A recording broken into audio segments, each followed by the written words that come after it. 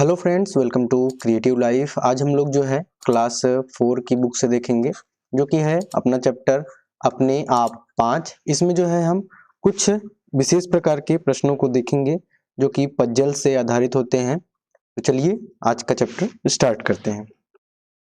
यहाँ पर अपने आप 5 में गिनो कितने, यहाँ पर जो है आपको संरचनाएं दी गई हैं और आपको गिन कर बताना है कि ये संरचनाएं कितनी हैं। तो चलिए यहाँ पे हम पहला क्वेश्चन देख लेते हैं।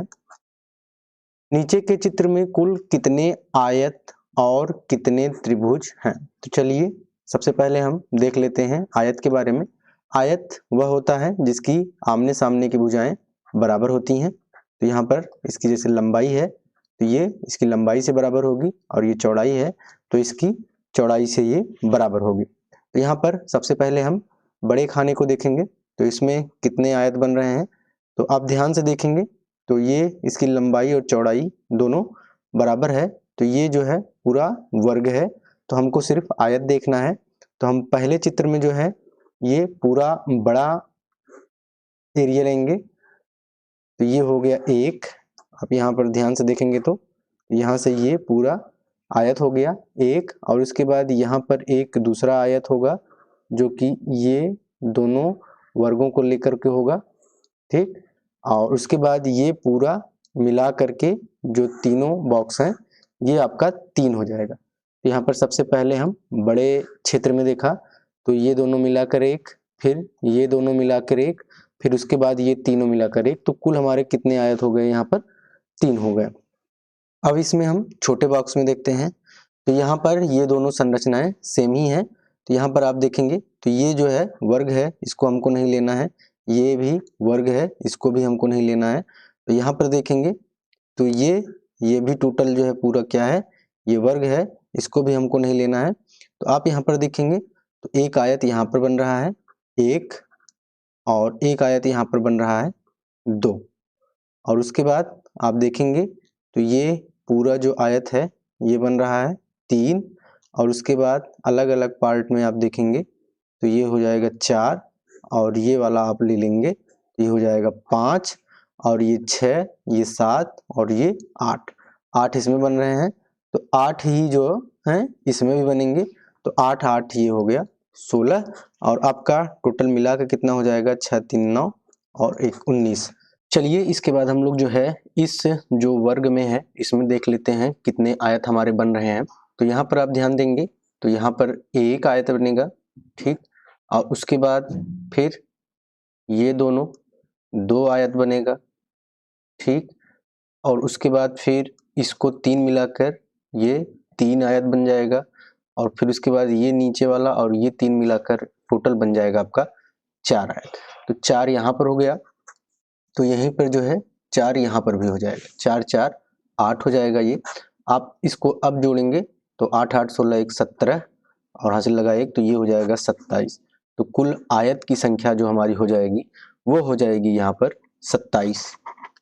उसके बाद देखते हैं त्रिभुज कितने हैं। तो यहाँ पर आप त्रिभुज देखेंगे 3 भुजाओं से घिरी आकृति। यहाँ पर आप देखेंगे एक त्रिभुज यहाँ पर है, और उसके बाद एक त्रिभुज यहाँ पर है, और उसके बाद एक त्रिभुज यहाँ पर है। यहाँ पर कुल त्रिभुज आप देखेंगे तो यहाँ पर कुल त्रिभुज कितने हैं? 3 हैं। त्रिभुज की संख्या हमने यहाँ पर 3 निकाला, ठीक। इस प्रकार से आप इसको ध्यान से देखेंगे तो आप इसको बहुत ही आसानी से सॉल्व कर लेंगे। चलिए आगे चलते हैं। आगे फिर यहाँ पर जो है क्वेश्चन दिया गया है, इसमें पूछ रहा है गिनो कितने। सबसे पहले कितने वर्ग हैं, चलिए वर्ग देख लेते हैं। ये हो गया 1, ये हो गया 2, ये हो गया 3, ये हो गया 4, और ये पूरा जो बड़ा है ये हो गया 5। यहाँ पर कुल कितने वर्ग निकल के आए हैं? यहाँ पर कुल वर्ग निकल के आए हैं 5। ये चारों हो जाएंगे, और उसके बाद ये सबसे बड़ा वाला इनसे जो मिलकर बना है ये भी एक वर्ग है। अब पूछ रहा है कितने आयत हैं। तो आयत अगर आप देखेंगे तो आयत ये दोनों मिलाकर एक आयत बनेगा, ठीक है। उसके बाद ये दोनों मिलाकर एक आयत बनेगा 2, उसके बाद ये दोनों मिलाकर एक आयत बनेगा 3, और ये दोनों मिलाकर एक आयत बनेगा। आप यहाँ पर संरचना समझिए, 1, ठीक, और उसके बाद ये हो गया 2, फिर उसके बाद ये 3, और उसके बाद ये नीचे वाला यहाँ पर 4। तो ये मिला जुला के कुल कितने आयत हैं, तो ये टोटल आयत है यहाँ पर 4। इसको जो है आप आसानी से सॉल्व करेंगे तो आपको समझ में आएगा आयत का कॉन्सेप्ट। यहाँ पर दो दो वर्ग मिलाकर जो है आयत बनेंगे, ठीक है। तो ये पहला 1, फिर ये 2, फिर ये 3, फिर ये 4। उसके बाद पूछ रहा है त्रिभुज कितने हैं, तो त्रिभुज इसमें बहुत सारे हैं, चलिए गिनते हैं। सबसे पहले 1, 2 और 3। 3 यहाँ पर भी है, 3 यहाँ पर भी है, तो यहाँ पर हम काउंट करते समय लिखते जाएंगे 3 3। अब इसके बाद जो है सबसे जो इस बड़े संरचना में है उस त्रिभुज को गिन लेते हैं। 1, 2, 3, 4, 5, 6, 7, 8। यहाँ पर जो है 3 + 3, उसके बाद फिर यहाँ पर 8 हो गया, जो आपको सामने दिख रहे हैं बड़े बड़े। अभी हमने इसको गिना है।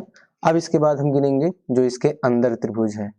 ये देखिए 1, 2 को मिलाया हमने, फिर उसके बाद यहाँ पर एक त्रिभुज है, फिर उसके बाद यहाँ पर एक त्रिभुज है, फिर उसके बाद यहाँ पर एक त्रिभुज है। तो ये टोटल जो है दो दो त्रिभुज मिलाकर हुए हैं, ये 4 है। अभी आप देखिए, अब इसके बाद एक बड़ा भी त्रिभुज इसमें बन रहा है, जिसमें हम कुल कितने त्रिभुज लेंगे, ठीक। देखिए 1, 2, 3, 4, 4 त्रिभुज को लेकर के आप त्रिभुज देखिए। एक ये बना, ठीक। उसके बाद एक ये बना, 2 हो गए। फिर उसके बाद एक ये बना, 3 हो गया, ठीक। इस प्रकार से हमने देखा 1, 2 और उसके बाद 3 और उसके बाद ये त्रिभुज एक बनेगा यहाँ पर ऐसे। तो ये हो जाएगा आपका, ये आपका हो जाएगा कुल 4 त्रिभुज।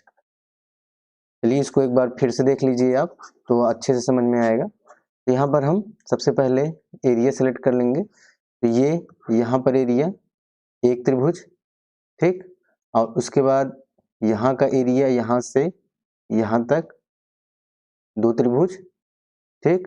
अब उसके बाद यहाँ से यहाँ तक का एरिया 3 त्रिभुज, और उसके बाद यहाँ से पूरा यहाँ तक का एरिया, ये 4 त्रिभुज। आप समझ रहे होंगे, इस चित्र से आपको अच्छे से समझ में आएगा। एक त्रिभुज, फिर यहाँ पर ये 2 त्रिभुज, फिर ये यहाँ पर 3 त्रिभुज, इसको पूरे बॉर्डर को हमको लेना है, और उसके बाद ये यहाँ पर 4 त्रिभुज। अब इसको जो है हम टोटल जोड़ देंगे।